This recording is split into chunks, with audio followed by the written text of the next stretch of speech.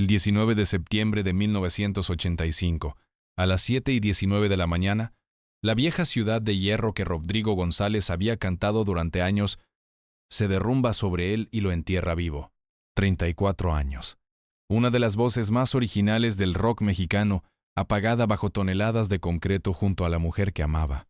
Y hay algo en esa mañana que todavía hoy pone los pelos de punta.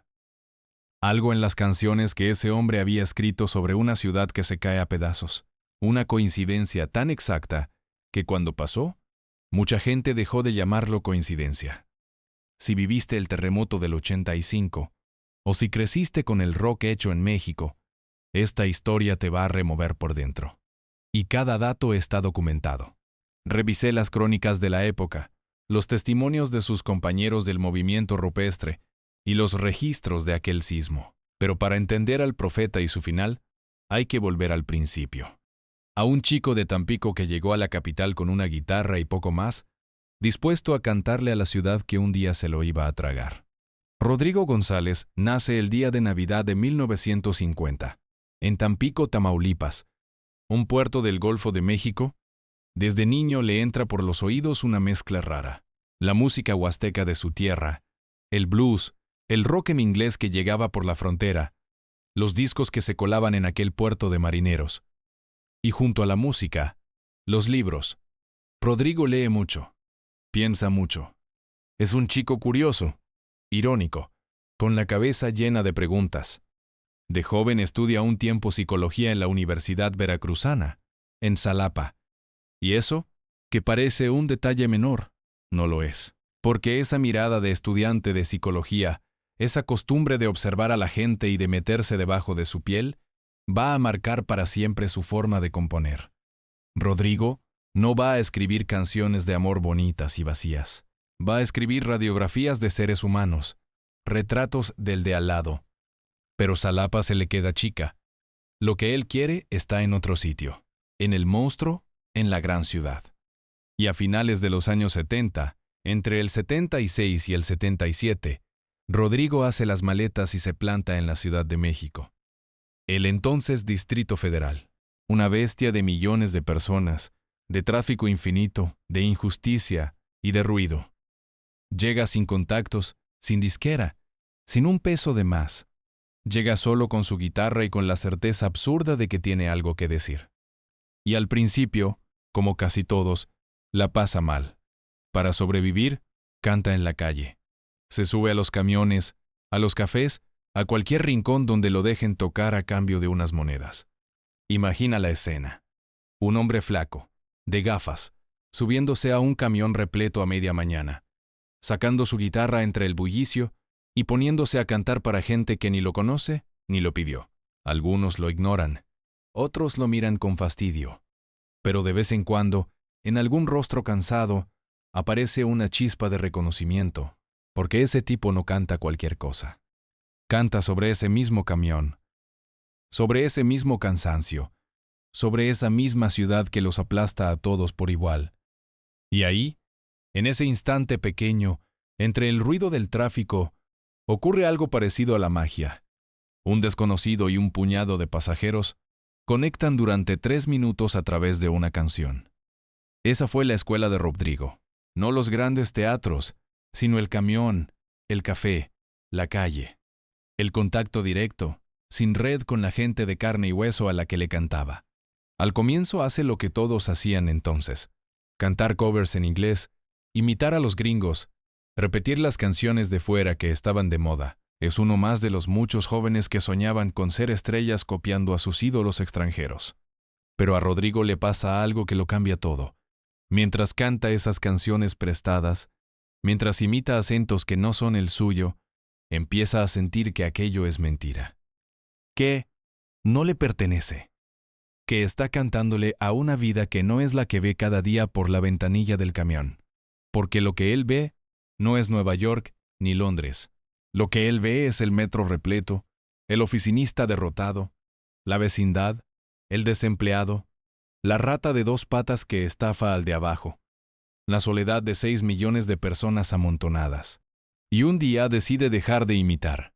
Decide cantarle a eso, a su ciudad. a su gente, en su idioma y con sus palabras. Fue una decisión valiente y en su momento casi suicida para una carrera. Porque lo que se vendía entonces era otra cosa. Lo que sonaba en la radio era el pop ligero, las baladas dulces, las copias de lo que triunfaba afuera. Cantarle al metro, a la crisis, a la rata de oficina en un español lleno de modismos de la calle, no era el camino al éxito, era el camino contrario. Rodrigo lo sabía y lo eligió igual. Prefería ser pobre y verdadero que famoso y falso. Esa terquedad, esa negativa absoluta a maquillarse para gustar, va a ser su grandeza y, a la vez, su condena. Lo va a mantener en los márgenes durante años, pero también lo va a convertir con el tiempo en algo que muy pocos llegan a ser. En una voz auténtica, imposible de confundir con ninguna otra. Ese es el nacimiento de Rodrigo, porque así empezó a firmar, juntando su nombre, Rodrigo, con la palabra rock, Rodrigo.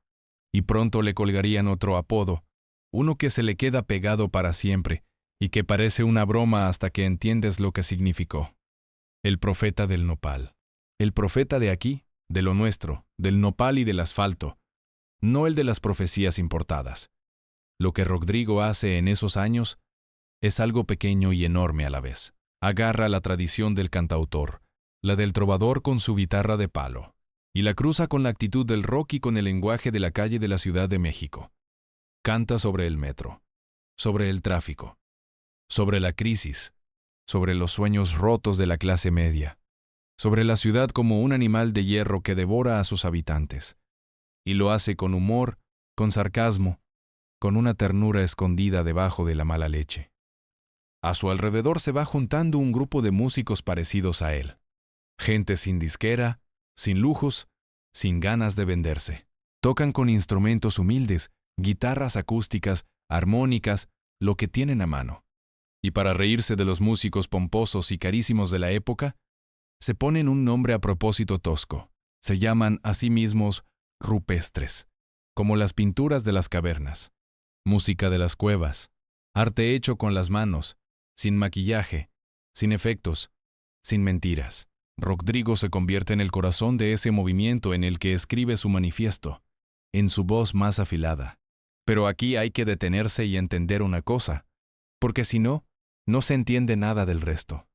Hacer rock en México en aquellos años no era un camino de rosas, era casi un acto de resistencia. Para encontrar la raíz de eso, hay que retroceder a 1971, a un sitio llamado Avándaro. Aquel año, en un valle cerca de la Ciudad de México, se celebró un festival gigantesco de rock, una especie de Woodstock mexicano. Cientos de miles de jóvenes, melenas, libertad, música a todo volumen durante horas. Para una generación entera fue un sueño hecho realidad. Pero para el poder, para el gobierno de aquel México cerrado y autoritario, fue una pesadilla. Vieron a toda esa juventud junta, desmadrada, libre, y se asustaron. Y la respuesta fue brutal. De la noche a la mañana, una generación entera se quedó sin su música a la vista. Los conciertos masivos se prohibieron. Las pocas bandas que habían asomado la cabeza se hundieron o se fueron. Los medios controlados por el poder trataron a los rockeros como si fueran delincuentes.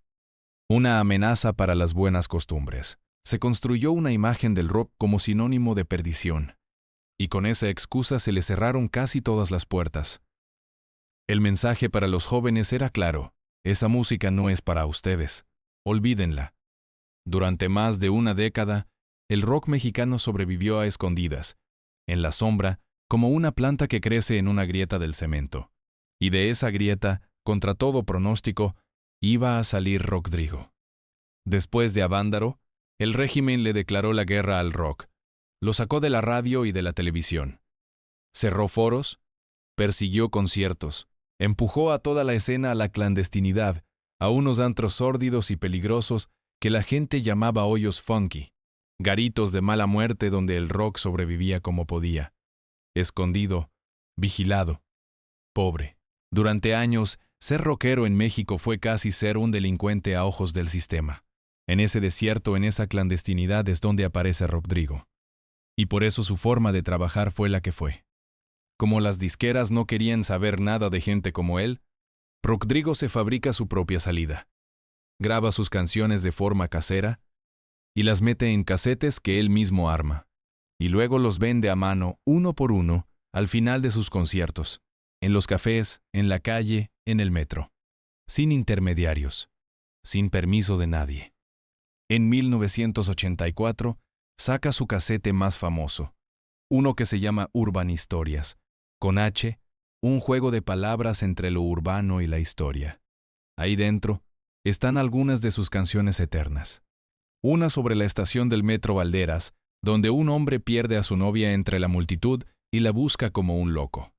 Esa canción, la del Metro Valderas, es pequeña y perfecta.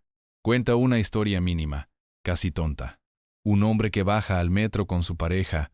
La multitud lo separa de un empujón en plena hora pico, y cuando se da cuenta, ella ya no está. Y él se queda ahí, en el andén, gritando su nombre entre cientos de desconocidos que pasan sin mirarlo. Es una escena que cualquiera que haya pisado un metro lleno reconoce al instante, pero debajo de esa anécdota hay algo más grande. Hay una metáfora de la soledad en la gran ciudad, de lo fácil que es perder a alguien para siempre entre la multitud, de lo solos que estamos a veces rodeados de gente. Por eso esa canción se volvió un himno. Porque hablaba del metro, sí, pero en el fondo hablaba de todos nosotros. Otra sobre la vieja ciudad de hierro, esa metrópoli oxidada que aplasta a la gente. Esa imagen, la de la ciudad de hierro, era el corazón de su mirada.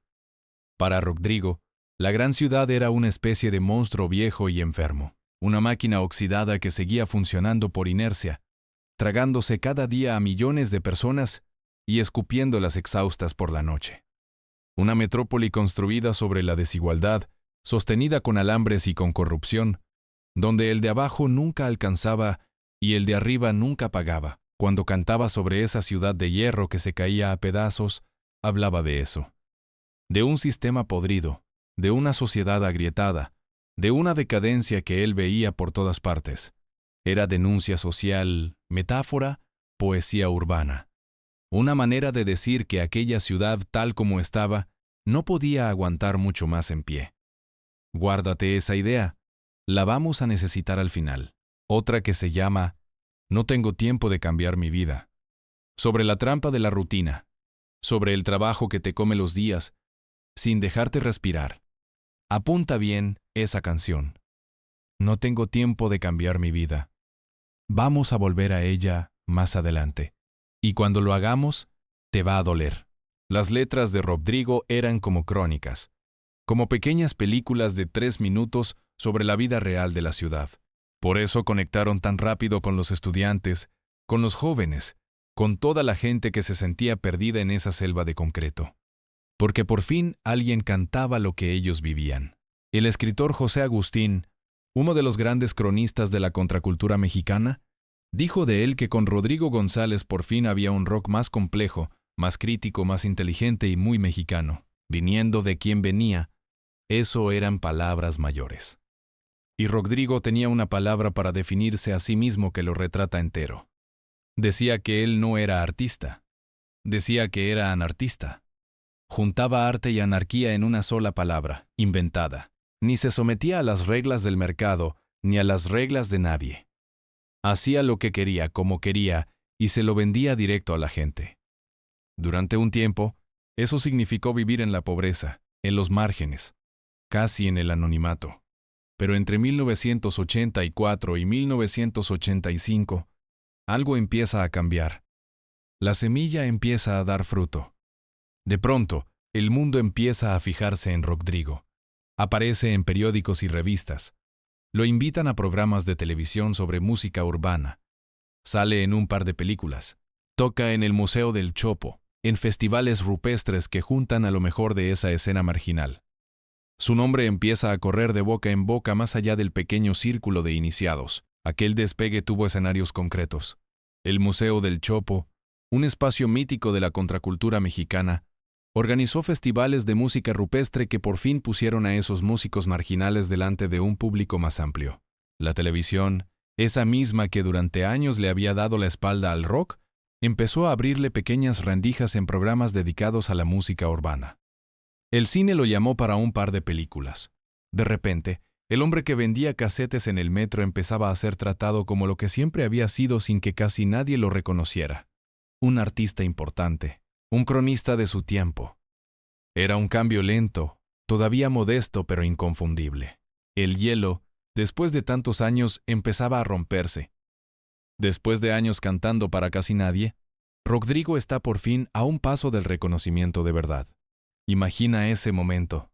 Un hombre que lo ha apostado todo a una idea terca, que ha aguantado años de precariedad y de noches, tocando para 4 gatos, y que de repente siente que el viento empieza a soplar a su favor, que la ciudad que tanto cantó empieza, por fin, a escucharlo.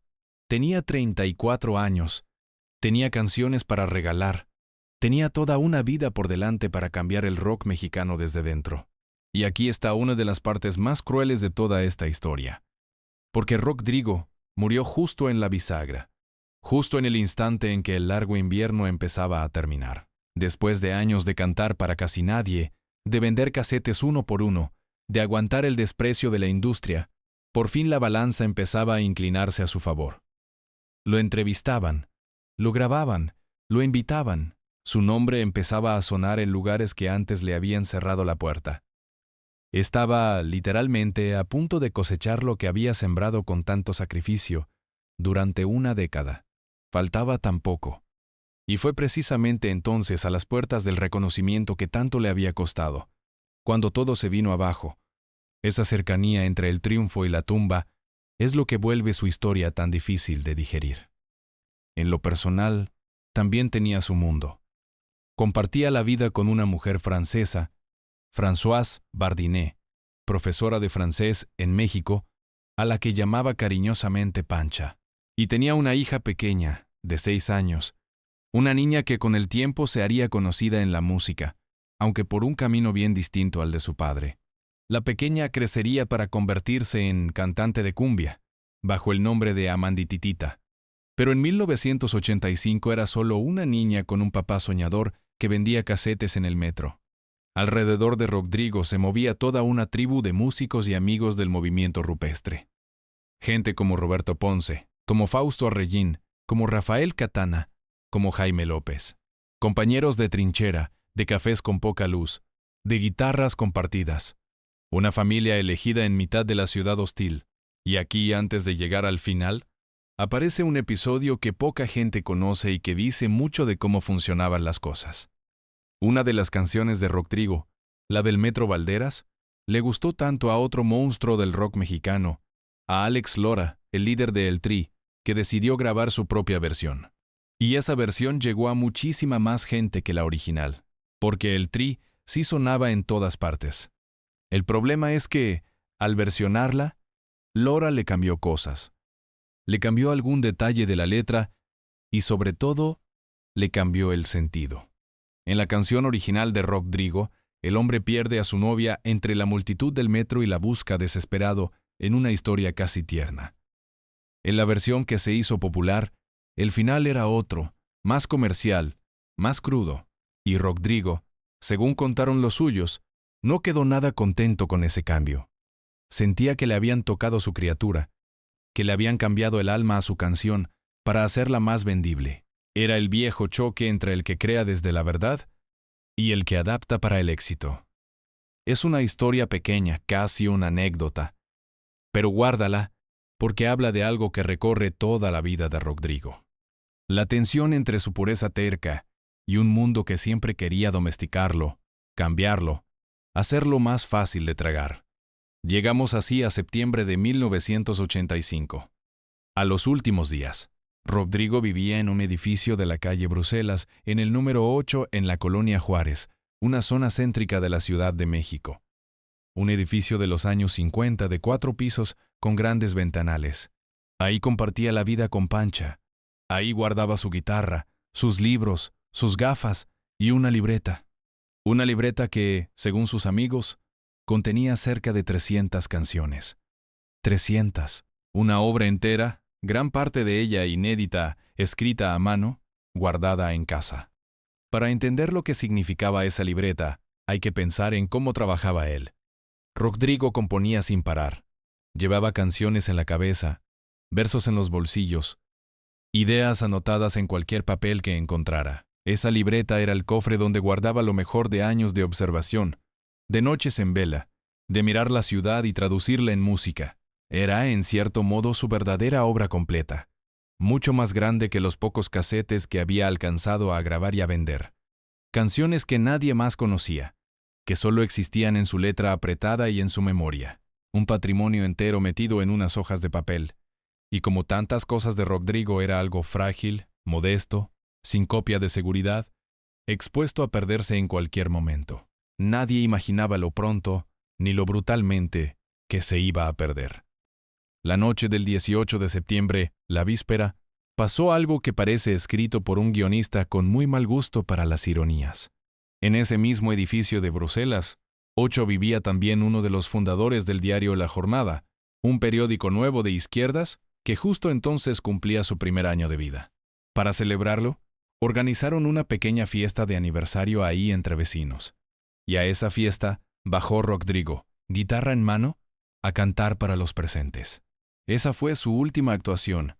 Su último concierto fue una fiesta de vecinos, en su propio edificio, la noche antes de morir.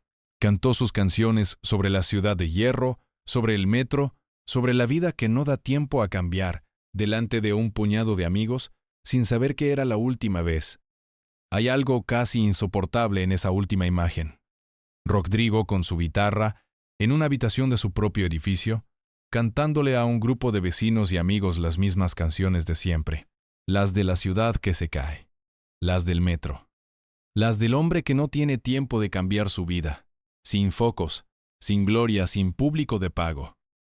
Solo él, su guitarra y la gente cercana, en una noche cualquiera de septiembre. Probablemente subió a su cuarto satisfecho, pensando en los proyectos que se le venían encima, en el reconocimiento que por fin asomaba, en todo lo que aún le faltaba por hacer. No tenía manera de saber que acababa de dar su último concierto, que esa habitación, esa guitarra, esa noche, eran ya el cierre de todo. Después, agotado, subió a su departamento y se acostó junto a Pancha. Nunca despertaron. A las 7:19 de la mañana del 19 de septiembre, un terremoto de magnitud 8,1 sacude la Ciudad de México con una violencia que casi nadie había visto jamás. La tierra se mueve durante casi 2 minutos eternos, y por toda la ciudad, edificios enteros se desploman como castillos de naipes. Miles de personas mueren en cuestión de segundos, atrapadas en sus camas, en sus oficinas, en sus casas. Aquel terremoto fue una herida nacional que México todavía recuerda con un nudo en la garganta. Edificios públicos, hospitales, escuelas, vecindades enteras quedaron reducidos a montañas de escombros. El gobierno, rebasado y lento, tardó en reaccionar, y fue la propia gente, los vecinos, los jóvenes, quienes se lanzaron a escarbar entre las ruinas con las manos desnudas, para sacar a los que seguían vivos.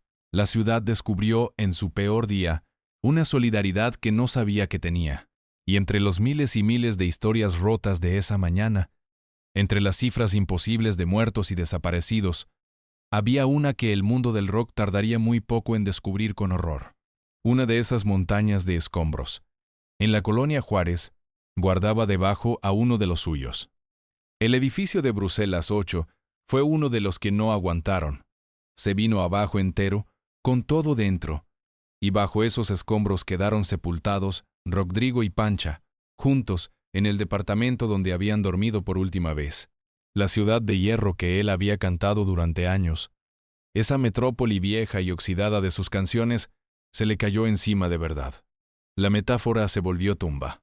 En los días siguientes, mientras la ciudad entera era un caos de muerte y de rescates desesperados, sus amigos del movimiento rupestre fueron a buscarlo. Le tocó a uno de ellos, a Roberto Ponce, la tarea más dura que se le puede pedir a nadie: identificar el cuerpo de su amigo y el de Pancha entre los restos. Otro compañero, Fausto Arregín, rebuscó entre los escombros y rescató algunas cosas. Encontró la guitarra de Rodrigo, destrozada, encontró sus gafas, encontró sus cuadernos garabateados. Pero faltaba algo. Faltaba la libreta. Aquella libreta con cerca de 300 canciones. Nunca apareció completa. Una parte enorme de la obra de Rodrigo, canciones que nadie más había escuchado, que solo existían en su letra y en su voz, se quedó para siempre bajo aquel derrumbe. Sepultada con él. Perdida. Cuesta medir una pérdida así. No es solo el dolor por un hombre muerto demasiado joven, que ya sería bastante. Es la certeza de que con él se fue también todo lo que habría hecho. Los discos que habría grabado, las canciones que habría escrito a los 40, a los 50, a los 60 años, la voz madura en la que se habría convertido. Rodrigo murió con el depósito lleno, en plena explosión creativa, con cientos de ideas todavía dentro.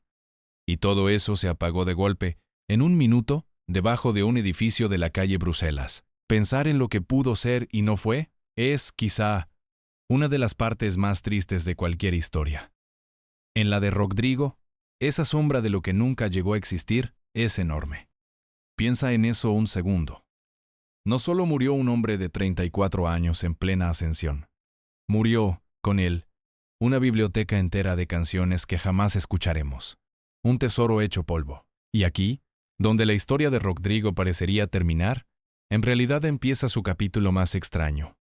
Porque con su muerte no se apagó su voz. Pasó justo lo contrario. Su voz se hizo más grande que nunca. Y empezó a crecer una idea, un rumor, una sospecha que todavía hoy eriza la piel a quien la escucha por primera vez. La idea de que Rodrigo, el profeta del nopal, había anunciado todo aquello. De que sus canciones, sin que nadie se diera cuenta a tiempo, habían predicho el terremoto que lo mató. Y para entender de dónde sale esa idea, hay que volver a sus letras, a escucharlas esta vez con lo que pasó aquel 19 de septiembre metido en la cabeza. Empieza por el apodo. El profeta del nopal. Se lo habían puesto en vida casi en broma, por su forma de cantar verdades incómodas sobre la sociedad mexicana, como un profeta de barrio que veía lo que otros no querían ver. Nadie pensaba en terremotos cuando lo llamaban así. Era un profeta social, no un adivino. Pero después del sismo, ese apodo de pronto sonó distinto, mucho más oscuro, mucho más literal. Luego están las canciones.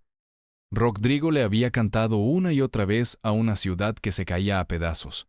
La vieja ciudad de hierro, una metrópoli enferma, oxidada, a punto de venirse abajo bajo su propio peso. Para él era una metáfora, una forma de hablar de la injusticia, de la decadencia, del sistema podrido que aplastaba a la gente. Pero el 19 de septiembre de 1985, esa ciudad se vino abajo de verdad, literalmente en concreto, y varilla retorcida. Y de repente sus versos, sobre una ciudad que se derrumba, dejaron de parecer poesía y empezaron a parecer una descripción exacta de lo que acababa de pasar. Y está la otra canción. Aquella que te pedí que guardaras, no tengo tiempo de cambiar mi vida. Una canción sobre un hombre atrapado en la rutina, que siente que los días se le escapan, que no encuentra el momento de dar el giro que necesita, que se le acaba el tiempo. Rodrigo la escribió pensando en la trampa del trabajo y la costumbre, pero cántala de nuevo sabiendo que ese hombre murió de golpe, a los 34 años, justo cuando su vida por fin empezaba a despegar, sin tiempo para nada. No tengo tiempo de cambiar mi vida. Se le acabó el tiempo de verdad, esa misma madrugada. Sin aviso. Una a una, sus canciones empezaron a leerse como mensajes en clave. Como si aquel hombre flaco de gafas que vendía casetes en el metro hubiera estado avisando durante años de la catástrofe que venía. Como si lo hubiera visto todo antes que nadie. Así nació el mito. La leyenda del profeta que cantó su propia muerte y la de su ciudad. Una historia tan perfecta, tan redonda, que hasta surgió otra leyenda paralela, y todavía más rara. La de que Rodrigo, en realidad, no había muerto. La de que se había cansado de la fama que empezaba a llegarle, y se había escapado aprovechando el caos del terremoto, para desaparecer y vivir en el anonimato. Una forma, supongo, de no aceptar que alguien tan vivo, tan lúcido, se hubiera ido así. De un soplo. Y aquí toca pararse y ser honestos, porque este canal no vive de cuentos, sino de la verdad, que casi siempre es más interesante. Predijo Rodrigo el terremoto. No, nadie predice un terremoto con una guitarra y unas canciones, No hay magia, no hay poderes, no hay mensajes del más allá. Sería bonito y sería falso. Lo que pasó es algo distinto, y en el fondo más impresionante todavía.